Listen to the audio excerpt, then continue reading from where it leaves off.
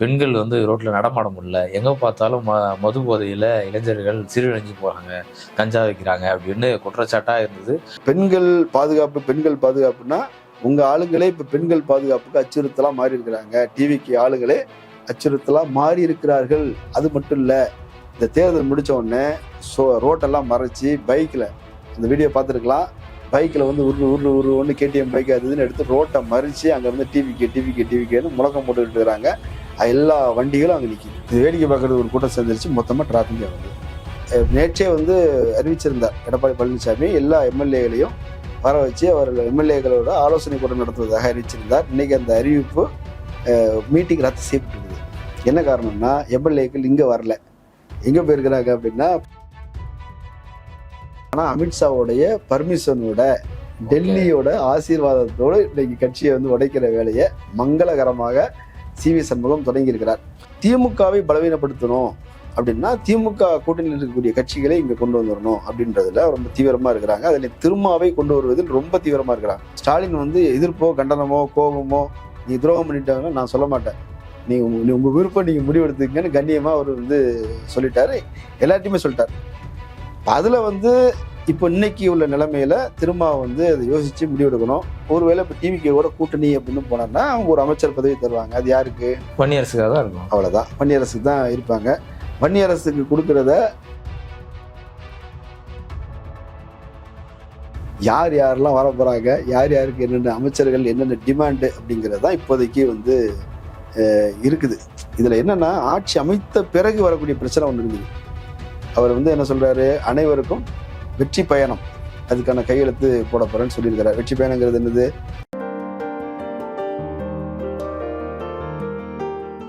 அரண்சை நேயர்களுக்கு வணக்கம். நான் ராகேஷ். இன்றைக்கு சிறப்பு விருந்தினராக நம்மோடு இணைந்திருக்கிறார் ஊடகவியாளர் மதன் அறிவழகன் அவர்கள். வணக்கம். வணக்கம். தேர்தல் நடந்து முடிஞ்சிச்சு ஒரு வழியா. வாக்கு எண்ணிக்கைகள் முடிஞ்சு தாவேகா வந்து இப்போ ஒரு 108 சீட்டை ஜெயிச்சிருக்காங்க. அவங்களுக்கு பெரும்பான்மை இல்லை, ஆட்சி அமைக்கிறதுக்கான அந்த சீட்டு இல்லை அப்படின்றதுனால இப்போ பல கட்சிகளோடு பேச்சுவார்த்தை நடந்துட்டு இருக்கு. இப்போ நாம பேசிட்டு இருக்கிற நேரத்தில் வந்து காங்கிரஸ் வந்து அவங்களுடைய ஆதரவை வந்து தாவேக்காக கொடுத்துருக்கு. அந்த 5 பேரை வந்து உங்களுக்கு ஆதரவாக கொடுத்துருக்கு. இன்னும் மிச்சம் இருக்கிற சீட்டுக்கு அவங்க மற்ற கட்சிகிட்ட பேசிட்டு இருக்காங்க அப்படின்னு தகவல்கள் வருது. இதனிடையில வந்து விஜய் ஆளுநரையும் பார்க்க போயிருக்காரு. இது எப்படி பாக்குறீங்க? தாவேக்கா வந்து வரவே வராது, ஜெயிக்கவே ஜெயிக்காதுன்னு சொன்னது போய் அவங்க என்ன ஆட்சி பண்ண போறாங்க அப்படின்றது போய் இப்போ வந்து அவங்களுக்கு தான் அதிகமான சீட்டு இருக்கு. இத்தனை வருடம் ஆண்ட 2 திராவிட கட்சிகள்லயும் அந்த அளவுக்கு ஜெயிக்க முடியல இந்த முறை. இது எப்படி பாக்குறீங்க? இல்லை, இந்த தேர்தலே ரொம்ப வித்தியாசமான தேர்தல் தான், வித்தியாசமான முடிவு தான் வந்திருக்குது. அதிமுக திமுக அப்படிங்கிற இந்த பைனரியிலிருந்து 3வது ஒரு பிளேயர் வந்து உள்ள வந்திருக்கிறாங்க. இந்த 3ல் ஏதோ ஒன்று அழிஞ்சு போக போகுது. அது அதிமுகவாக இருப்பதற்கான வாய்ப்புகளும் இருக்குது அப்படின்ற மாதிரி தான் தோணுது. ஏன்னா இன்னைக்கு நடந்துகிட்டு இருக்கிற விஷயங்கள் சொல்றேன். சி.வி. சண்முகம் கட்சியை உடைப்பதற்கான வேலையை வந்து செய்ய ஆரம்பிச்சிட்டார். இன்னைக்கு நேற்றே வந்து அறிவிச்சிருந்தார் எடப்பாடி பழனிசாமி எல்லா எம்எல்ஏகளையும் வர வச்சு அவர்கள் எம்எல்ஏக்களோட ஆலோசனை கூட்டம் நடத்துவதாக அறிவிச்சிருந்தார். இன்னைக்கு அந்த அறிவிப்பு மீட்டிங் ரத்து செய்யப்பட்டிருக்குது. என்ன காரணம்னா எம்எல்ஏக்கள் இங்கே வரல. எங்கே போயிருக்கிறாங்க அப்படின்னா பட்டினப்பாக்கத்துக்கு சி.வி. சண்முகம் வீட்டுக்கு போயிருக்கிறாங்க. அவங்களுடைய பெரிய வீடு அங்கே இப்போ இன்னைக்கு ஆலோசனை கூட்டம் நடந்துகிட்டு இருக்குது. அங்கே ஒரு 10லிருந்து 15 பேருக்கு மேலே, இப்போ அவங்களுக்கு 44 தொகுதிகள் ஜெயிச்சிருக்கிறாங்க அப்படின்னா அதில் வந்து ஒரு 15 பேரை தூக்கிட்டு வந்துட்டீங்கன்னா அவங்களுக்கு வந்து கட்சி தாவல் தடை சட்டம் வந்து உள்ள வராது. ஆமாம், அப்படி வந்துட்டாங்க அப்படின்னா அவங்க தனி அணியாக டிவிக்கு ஆதரிச்சு இருக்க முடியும் அப்படின்னு அதுதான் அவங்களுக்கு சேஃப்னு நினைக்கிறாங்க. ஏடிஎம்கே கூட ஆதரவு தர்றதுக்கு பேசிக்கிட்டு இருக்கிறாங்க. ஆக்சுவலாக எடப்பாடி பழனிசாமி கூட்டதே அதுக்கு தான். ஆனால் அவங்க இண்டிவிஜுவலாகவே போகிறது அப்படின்னு. இப்போ எடப்பாடி பழனிசாமி அவர் ஆதரவு தராருன்னு சொன்னாலும் அவர் எதனா ஒரு எதிர்பார்ப்போட தானே போவார். அமைச்சர்கள் வாங்கி கொடுப்பாரு. ஒரு 10 அமைச்சர்களுக்கு 10 பேருக்காவது அமைச்சர் பதவி வாங்கி கொடுக்க முடியும். அதெல்லாம் இருக்குது. ஆனால் டிவிக்கேக்கு அதில் சாட்டிஸ்ஃபைட் இல்லை. ஏன்னா எந்த நேரத்துலையும் அந்த ஆதரவை அவங்களால வாபஸ் வாங்க முடியும், அதை காட்டி மிரட்டிக்கிட்டே இருக்க முடியும். அதனால இவங்க என்ன பண்றாங்கன்னா கட்சியை உடைச்சிட்டு வாங்க அப்படின்னு சொல்றாங்க. கட்சியை உடைக்கிறதுக்கு அமித்ஷா ஒத்துக்கணும்ல. இப்போ கூட்டணி இருக்கிறாங்க. ஆனா அமித்ஷாவுடைய பர்மிஷனோட டெல்லியோட ஆசீர்வாதத்தோடு இன்னைக்கு கட்சியை வந்து உடைக்கிற வேலையை மங்களகரமாக சி.வி. சண்முகம் தொடங்கி இருக்கிறார். எஸ்.வி. வேலுமணி தான் அதை செய்வாருன்னு முன்னாடி நினைச்சுக்கிட்டு இருந்தோம். ஏன்னா அவரு கொங்கு பெல்ட்ல ரொம்ப ஸ்ட்ராங்கா இருந்தாரு. இந்த மாதிரி கொங்கு பெல்ட்ல கோவை, திருப்பூர், ஈரோடு எல்லாமே மொத்தமா போயிடுச்சு. அதுலயும் கோவை வந்து மொத்தமாவே கைவிட்டு இவர் மட்டும் தான் ஜெயிச்சிருக்காரு. இவர் மட்டும் தான் ஜெயிச்சிருக்கிறாரு. 3 தொகுதிகளில் திமுக ஜெயிச்சது, 6 தொகுதிகளில் டிவிகே விசில் ஊதிருச்சு. ஸோ அவருக்கு வேல்யூ இல்லை. ஆனால் வன்னியர்கள் பெல்ட்டில் கணிசமாக ஓட்டு வாங்கியிருக்கிறாங்க. பாமகவுடைய ஆதரவு வன்னியர் ஓட்டு அப்படியே ஏடிஎம்கே கூட்டணிக்கு வந்து கன்வெர்ட் ஆகிருக்குது. அதனால கணிசமான தொகுதிகள் இருக்குது, அவரால் அழைச்சிட்டு வர முடியும் என்பதற்கான வாய்ப்புகள் இருக்குது. அதை நோக்கி நகர்ந்து வன்னியர் எம்எல்ஏக்கள் எல்லாத்தையும் மொத்தமாக பேக்கேஜ் பண்ணி அப்படியே தூக்கிட்டு வருவதற்கான வேலை ஒன்று நடந்துகிட்டு இருக்குது. அதனால கூடிய சீக்கிரம் அதுக்கான ரிசல்ட் வந்து வரும் அப்படின்ற மாதிரி தெரியுது. அமித்ஷாவை மீறி எடப்பாடியால் எதுவும் செய்ய முடியாது. அதிகாரமும் இல்லை.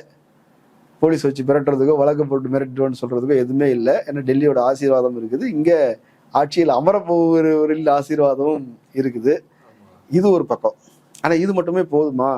ஏன்னா அவங்களும் நினைச்சா போயிட முடியும். ஸோ யார் போனாலும் ஒரு டீம் இருக்கணும். அப்போ அவங்க 2 வகையில வந்து கணக்கு போடுறாங்க. என்ன அப்படின்னா, அடுத்தது எமேஜ் ஆகி வருவதற்கு வாய்ப்பு இருக்கிறது திமுக மேல ஒரு ஸ்டாலின் தோத்தது கூட ஒரு பெரிய அனுதாபாலை உருவாக்கிட்டுச்சு.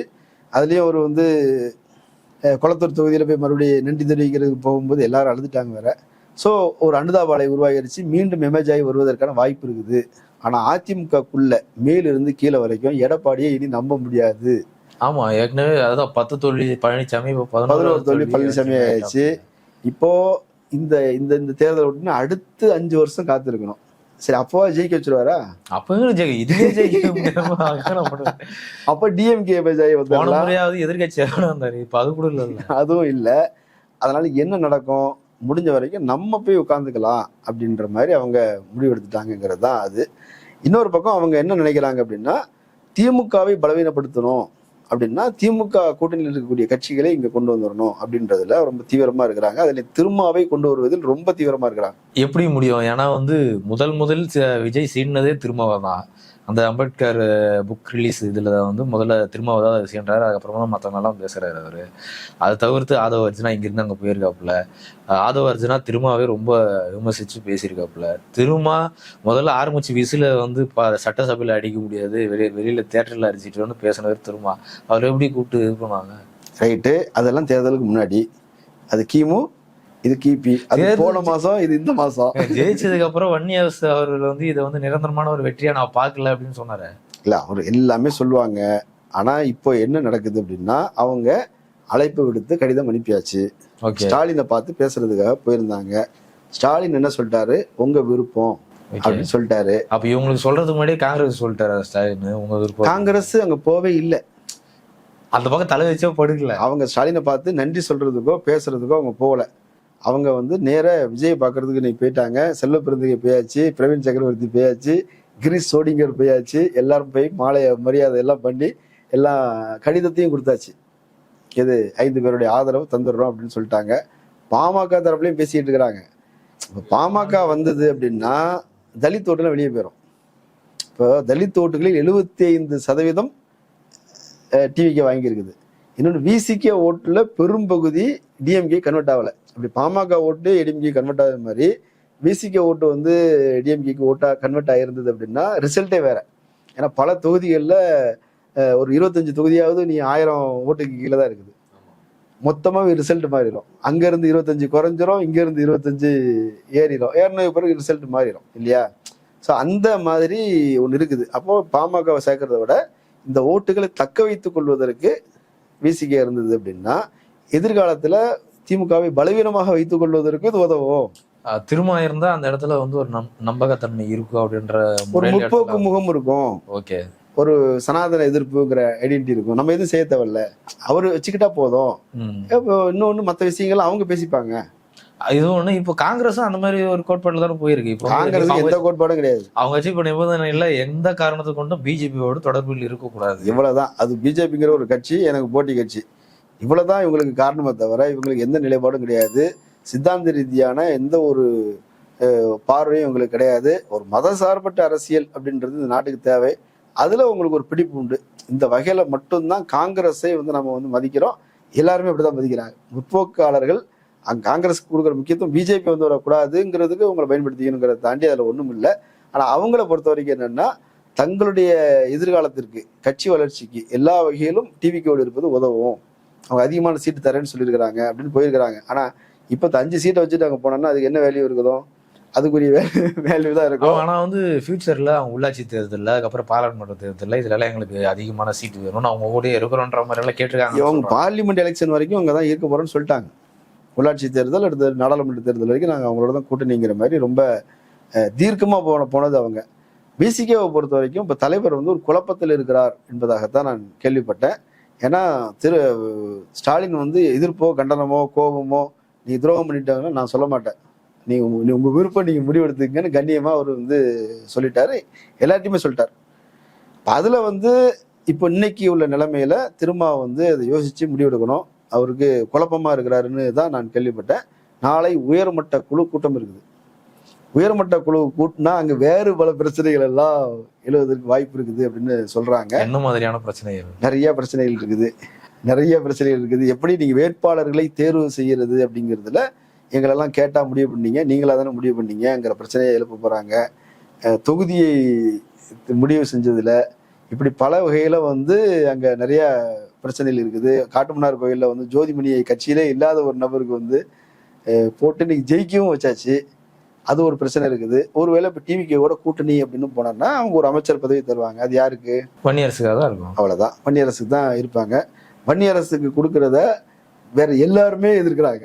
இத்தனை வருஷம் போராட்டம் பண்ணி அந்த மனுஷன் வந்து கஷ்டப்பட்டு வேர்வை சிந்தி ஒரு ஜெயிச்சு எடுத்துட்டு வந்துடுறாப்புல, அவரு போஸ்டிங் கொடுக்கல என்ன தப்பு இருக்கு? இல்லை என்ன நினைக்கிறாங்கன்னா, வன்னியரசுக்கு நீ அமைச்சர் பதவி கொடுத்துட்டீங்கன்னா கட்சி அவர் கண்ட்ரோலுக்கு போயிடும், திருமாவுக்கு பின்னாடி அவர் தான் தலைவருங்கிற மாதிரி ஆயிரும் என்ற அச்சம் அங்க அடுத்த போட்டியாளர்களாக இருக்கின்ற சிலருக்கு இருக்குது. அது எப்படி முடியும்? இப்போ வந்து இதுக்கு முன்னாடி 4 எம்எல்ஏக்கள் இருந்தாங்க. அந்த 4 எம்எல்ஏ பார்த்தீங்கன்னா வந்து ஆலு ஷானவாஸுக்கு வந்து ஒரு திட்டக்குழுல ஒரு கணக்கு ஏதோ ஒரு இது அந்த பொறுப்பு கொடுத்துருந்தது, அது அவர் இருந்தார். எஸ்எஸ் பாலாஜியும் ஏதோ ஒரு வேலை இருந்தது, அவரும் பண்ணிட்டு இருந்தார். எல்லாருமே அரசாங்கத்தோடு ஏதோ ஒரு வேலையில் இருந்துட்டு தான் இருந்தாங்க. ஆனால் அவங்க முன்னாடி விசிகாவினர் மொத்தமாக போன மாதிரி இல்லையே. இல்லை, ஆனால் இந்த முறை அதுக்கான சாத்தியம் இருக்குதோ அப்படிங்கிற மாதிரி ஒரு பிரச்சாரம் உள்ளே வந்து இதாகிட்டு இருக்குது.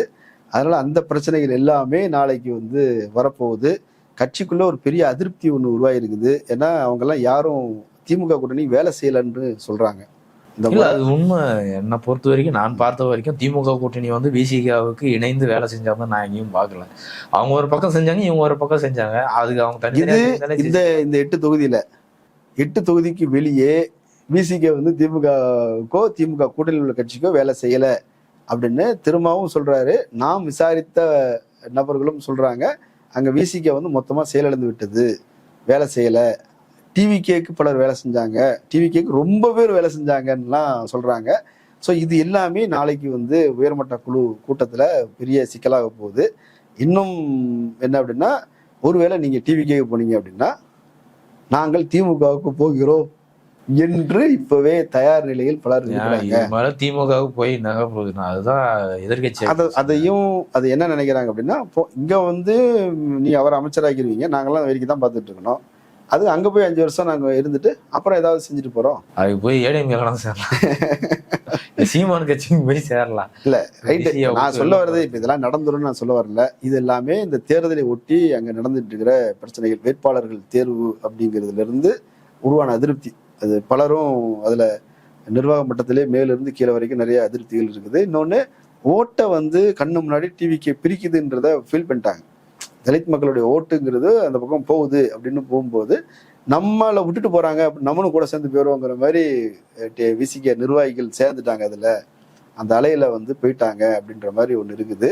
இன்னொரு விஷயம் கேள்விப்பட்டேன், டிவிகே தரப்பிலிருந்து நீங்கள் வரவில்லை என்றால் உங்க கட்சி நிர்வாகிகளை நாங்க எடுத்துப்போம், இங்க சேருவதற்கு அப்ளை பண்ணிட்டு நிறைய பேர் காத்திருக்கிறாங்க, விசிகாவை மொத்தமா தொடச்சு நாங்க எடுத்துருவோம் அப்படின்னு அவங்க சொல்லியிருக்கிறாங்க. டிவிகேல இருந்து சொல்லியிருக்கிறாங்க. இது யார் சொல்லியிருப்பாங்கன்னு நீங்க புரிஞ்சு வச்சுக்கலாம். யாருக்கிட்ட அந்த டேட்டா எல்லாம் கொடுத்தீங்களோ புரியுது. அந்த டேட்டா வார்டு இந்த இது போட்டாங்க இல்லையா, பூத் கமிட்டி மெம்பர் போட்டு மாநாடெல்லாம் நடத்தினாங்க இல்லையா, அந்த டேட்டா எல்லாம் ஒருத்தர் இருக்குது.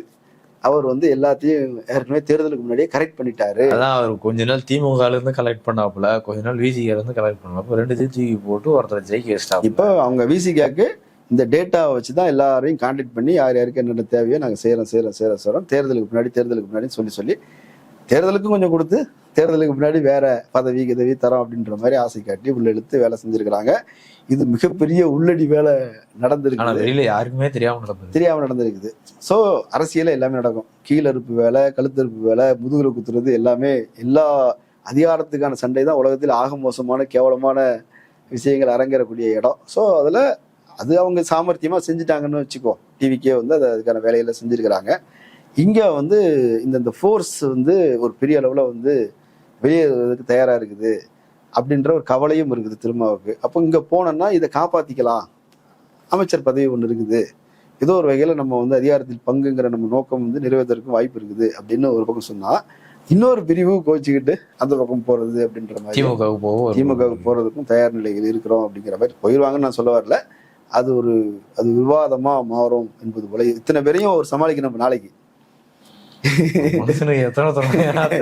தொல்லை கொடுப்பீங்க அப்படின்னா ஒரு தேர்தலுக்கு அறிவிப்பு வருவதற்கு முன்பே அவருடைய காணொலிகள் பார்த்தனா தெரியும். ஒரு பெரிய அளவில் நம்பிக்கைகள். ஆனா அவர் வந்து முன்கூட்டியே சொன்னார், ஒரு தொங்கு சட்டசபை வரும், ஒரு அரசு வரும், அதுக்கு வந்து அப்படி நடந்தால் அப்படின்னு அவர் முன்னாடியே சொன்னாரு. ஆனா அது யாருமே என்ன இவர் இப்படி பேசுறாரு, நெகட்டிவா பேசுறாருன்னு பேசினாங்களே தவிர அவர் வந்து ஏன் பேசுறாருன்றதை யாருமே அவர் ஒரு விஷயத்த சென்ஸ் பண்ணியிருக்கிறார்.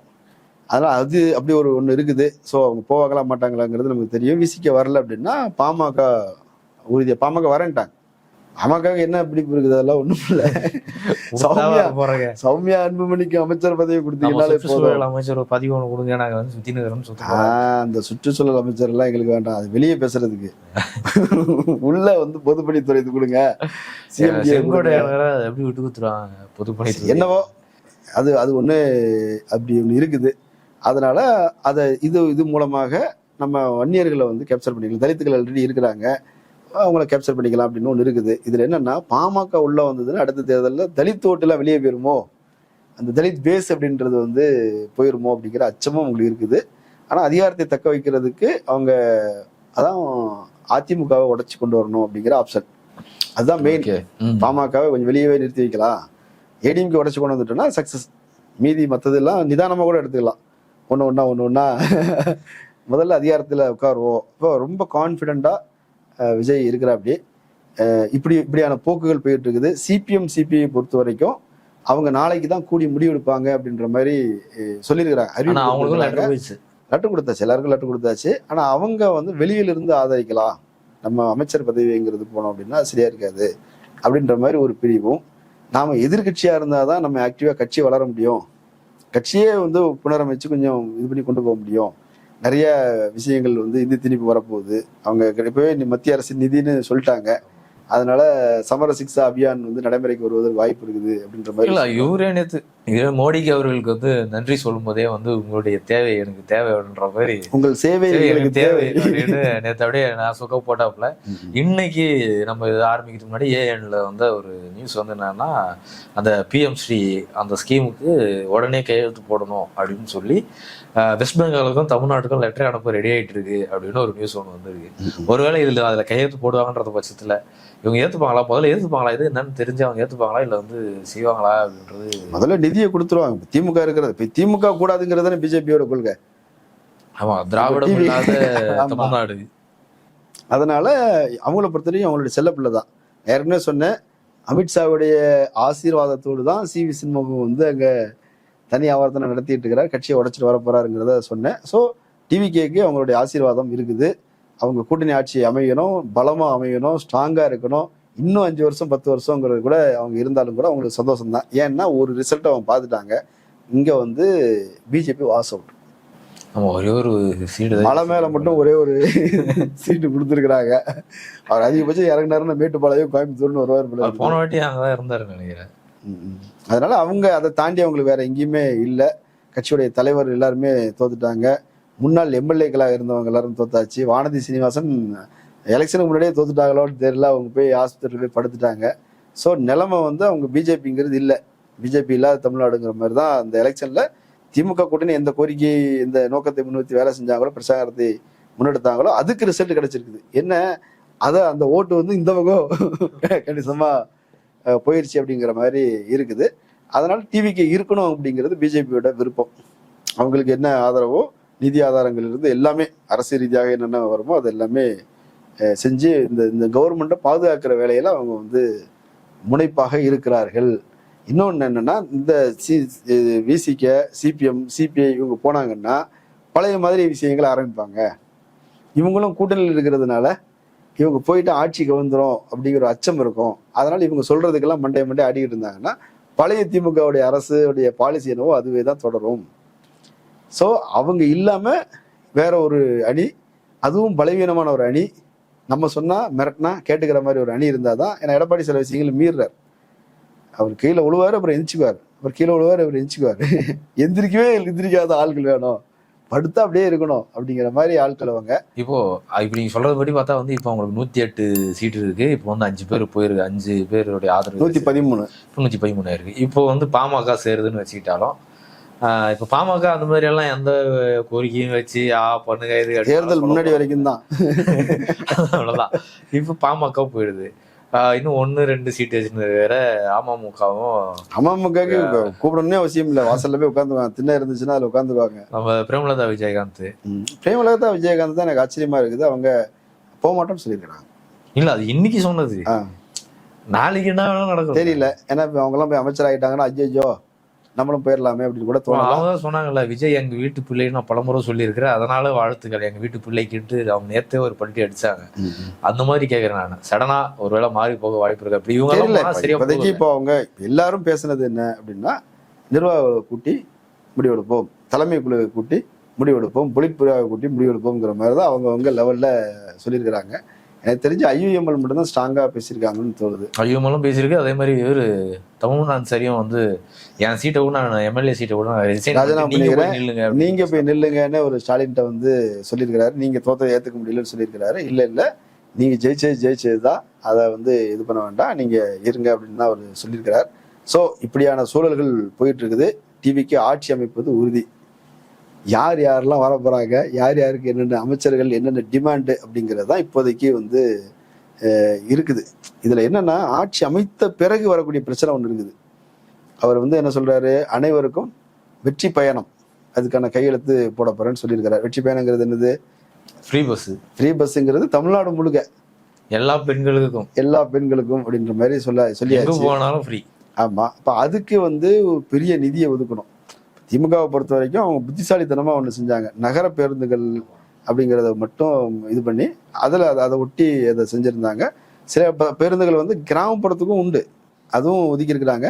ஆரம்பத்தில் சில நெருக்கடிகள் வந்தாலும் கூட அதை முறைப்படுத்தி கொண்டு போயிட்டாங்க. அதில் பற்றாக்குறையே அவங்க வந்து அரசாங்கம் அதை கொடுத்து சமாளிச்சுட்டாங்க. இப்போ இதே மாதிரி ஒன்றை வந்து ஏற்கனவே கர்நாடகாவில் வந்து செஞ்சாங்க. அனைத்து ஒருத்தாங்க. ஆனா அவங்க வந்து ஆதார் கார்டு இருந்தாதான் போக முடியும். ஏன்னா கர்நாடகாவில் இருக்கிறவங்க மட்டும் தான் போக முடியும். இல்லை, அதுக்கு என்ன பிரச்சனை அப்படின்னா, அது வந்து தொலைதூர பயணம் வரைக்கும் அதில் அனுமதிச்சிட்டாங்க. அப்படின்னும் போது என்ன ஆயிடுச்சுன்னா, நிதி பற்றாக்குறைங்கிறது ஒரு பெரிய பிரச்சனையா மாறிடுச்சு. அரசாங்க பணத்தை வந்து அள்ளி அள்ளி உள்ள போடுற மாதிரி ஆயிடுச்சு. பஸ் கட்டணத்தை வந்து உயர்த்தினாங்க. இப்போ அதனால ஆண்கள் போறதும் போது டபுள் ஆயிடுச்சு டிக்கெட்டு. இப்போ நான் என்னுடைய மனைவி போறோம், முன்னாடி எவ்வளோ டிக்கெட்டு, அவளுக்கு 8 ரூபா, எனக்கு 8 ரூபா, 16 ரூபா. இப்போ எனக்கு மட்டும் 16 ரூபா. இப்போ என் பொண்டாட்டிக்கு ஃப்ரீ, எனக்கு கட்டணம், ஆனா அதே காசு அப்படிங்கிற மாதிரி பண்ணிட்டாங்க. இன்னொரு பெரிய பிரச்சனை வந்துருச்சு.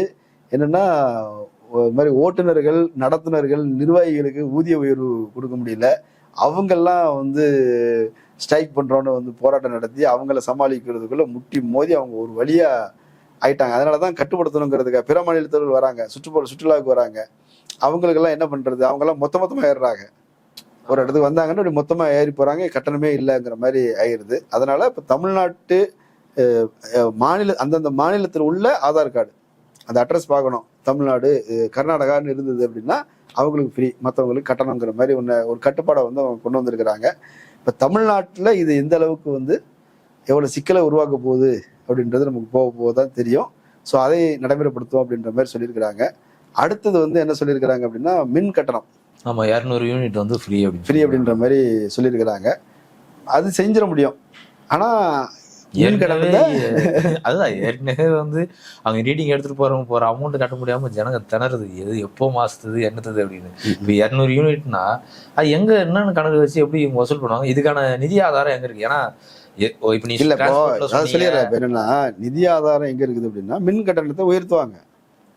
200 யூனிட் வரைக்கும் ஃப்ரீன்னு இருக்குது இல்லையா, அதுக்கு பிறகு வரும்போது அது கூட வந்துடும்.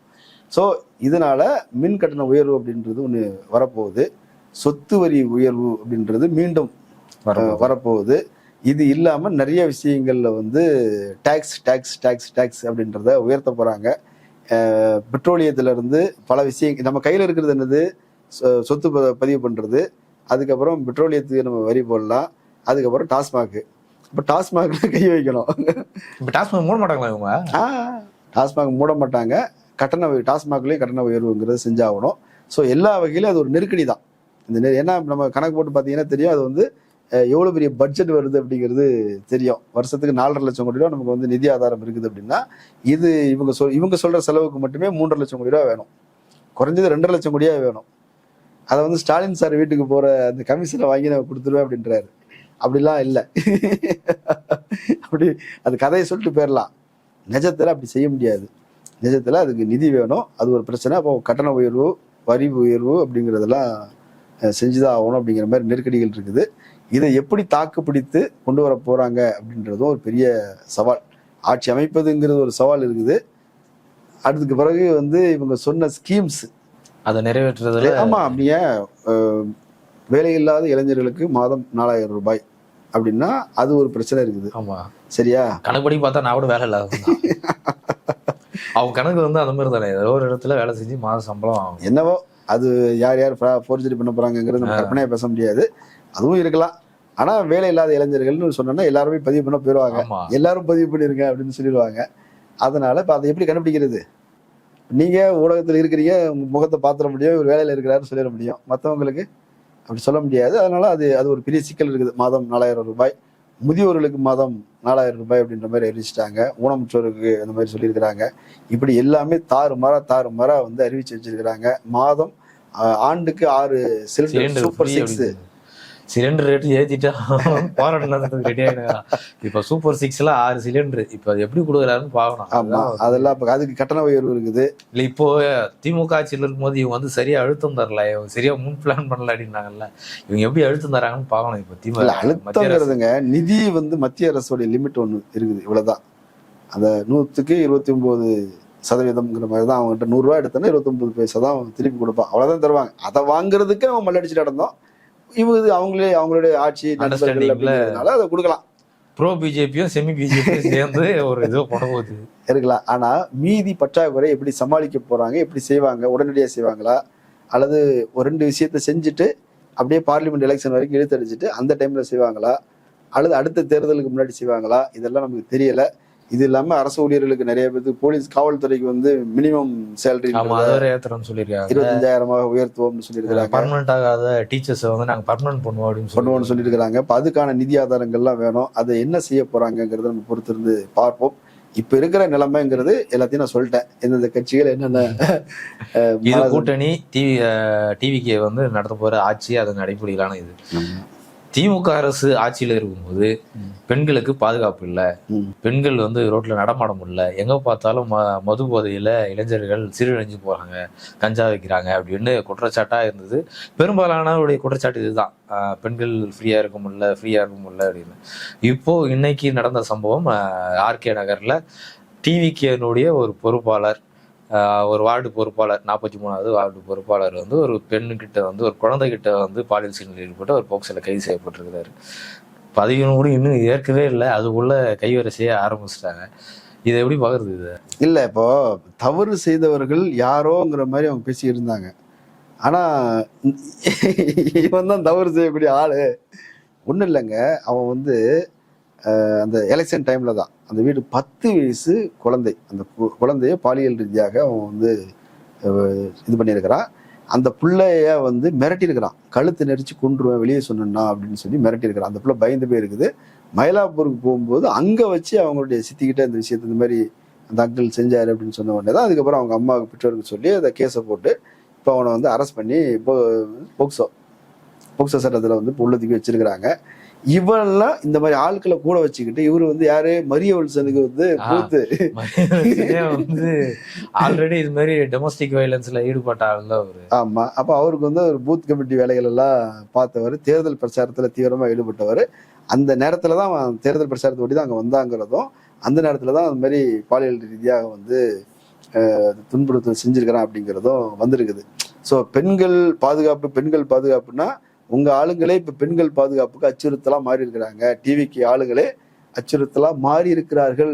அது மட்டும் இல்ல, இந்த தேர்தல் முடிச்ச உடனே ரோட்டெல்லாம் மறைச்சி பைக்ல, அந்த வீடியோ பார்த்துருக்கலாம், பைக்ல வந்து ஒன்று கேடிஎம் பைக் அது இதுன்னு எடுத்து ரோட்டை மறிச்சு அங்க இருந்து டிவிக்கேன்னு முழக்கம் போட்டுக்கிட்டு இருக்கிறாங்க. எல்லா வண்டிகளும் அங்க நிக்குது. இது வேடிக்கை பார்க்கறது ஒரு கூட்டம் சேர்ந்துருச்சு, மொத்தமா டிராபிக் ஆகுது. இந்த வேலையை செஞ்சிருக்கிறாங்க. பைக்ல வந்து கொடியை கட்டிட்டு உருன்னு அங்கன்னு போய் நகலை பண்ணிட்டு இருக்கிறாங்க. கார்ல வந்து வெளியே எல்லாரும் தூங்கிக்கிட்டு இப்போ ஒரு 9 பேர் அரெஸ்ட் பண்ணியிருக்கிறாங்க. அரெஸ்ட் பண்ணி உள்ள தூக்கி வச்சிருக்கிறாங்க. இப்போ விஜய் பொறுப்பேற்ற உடனே இப்போ அவங்களை வெளியே விட்டுருவாங்க. இப்ப இருக்கக்கூடிய காப்பந்து அரசு அதை செஞ்சிருக்கும். காவல்துறை அவங்க கடமை. போலீஸ் பொதுமக்கள் புகார் சொல்றாங்க, அது மாதிரி ஊர் மக்கள் பீதி ஏற்படுத்துற மாதிரி வாகனத்துல வந்து வேகமா வந்து போறாங்க வராங்கன்னு புகார் கொடுத்துருக்காங்க. அதனால அரெஸ்ட் பண்ணியிருக்காங்க. வண்டியும் தூக்கிட்டு போயாச்சு, ஸ்டேஷன்ல நிக்குது. வெளியே வந்த உடனே அவரை பொதுமக்களுக்கு அச்சுறுத்தல் கொடுத்துட்டீங்க, உங்களை நான் சும்மா விட மாட்டேன்னு சொல்ல போறாரு. விர்ச்சுவல் வாரியர்ஸ் மாதிரி உங்களுக்கு ஒரு வாரியர்ஸ்னு பட்டத்தை கொடுத்து ஜாலியா விட்டுட்டு ரோட் சைட் ரோமியோங்கிற மாதிரி ஏதோ ஒரு பட்டத்தை கொடுத்து கௌரவப்படுத்த போறாங்க. ஸோ இந்த குற்றங்கள் இன்னும் அதிகரிக்குமோ என்ற அச்சம் தான் நமக்கு ஏற்படுது. ஏன்னா இந்த பசங்க ரொம்ப அத்துமீறி போறாங்க, கட்டுப்பாடு இல்லாதவர்களா மாறுறாங்க. இப்ப அதிகாரமும் கையில கிடைச்சிருக்குது, குரங்கு கையில பூமாலையை கொடுத்த மாதிரி ஆயிருக்குது. என்ன நடக்குதுங்கிறத நம்ம தொடர்ந்து பார்க்கலாம். இவ்வளவு நேரம் உங்களுடைய நேரத்தை ஒதுக்கி பல்வேறு கருத்துக்களை பகிர்ந்துட்டீங்க. நன்றி. நன்றி நேர்களே, மற்றொரு நிகழ்ச்சியில் சந்திப்போம். அரண்சை நண்பர்களுக்கு வணக்கம். அரண்சை ஊடகம் சுயேட்சையாக இயங்குவதற்காகவே உருவாக்கப்பட்டது. நாம் செய்கிற வேலை உண்மையிலேயே மக்களுக்காக செய்கிறோம் என்பதை நீங்கள் நம்பினால், வாய்ப்பு இருந்தால் இந்த ரேசர் பே QR கோடுக்குள்ளே நீங்கள் வந்து அதை ஸ்கேன் பண்ணி எங்களுக்கு உங்களால் இயன்றதை விருப்பம் இருந்தால் ஆதரவு தெரிவிக்கலாம்.